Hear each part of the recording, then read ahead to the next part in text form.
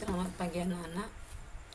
Kita masuk lagi pelajaran IPS yang bagian C sekarang, pengaruh interaksi keruangan terhadap kehidupan di negara-negara ASEAN. 1. Pengaruh faktor alam terhadap perubahan ruang dan interaksi keruangan.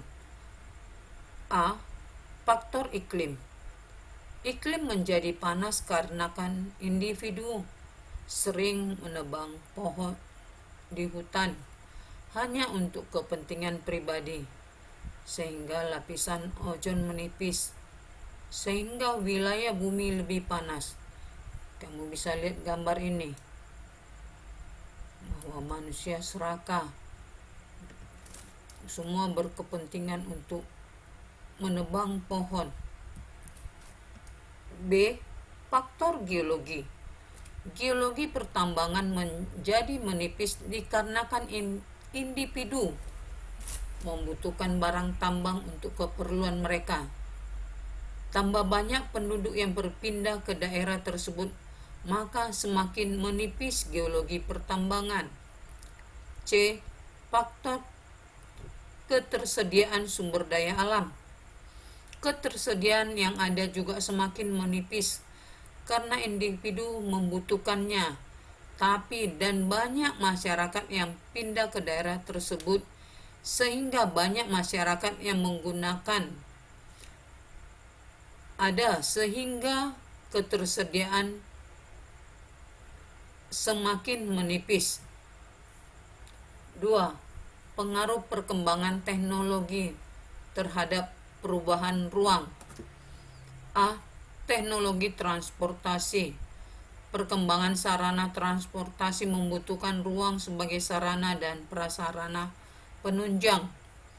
Kamu bisa lihat sekarang ini semakin banyak mobil roda 2.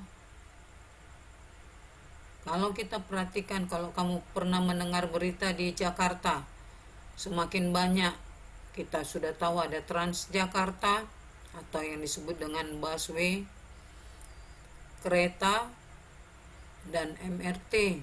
Semakin banyak teknologi transportasi di Jakarta. B. Teknologi komunikasi. Keberadaan telepon seluler memungkinkan komunikasi berlangsung praktis dan mudah. Perbedaan ruang dan waktu tidak menjadi hambatan untuk berkomunikasi.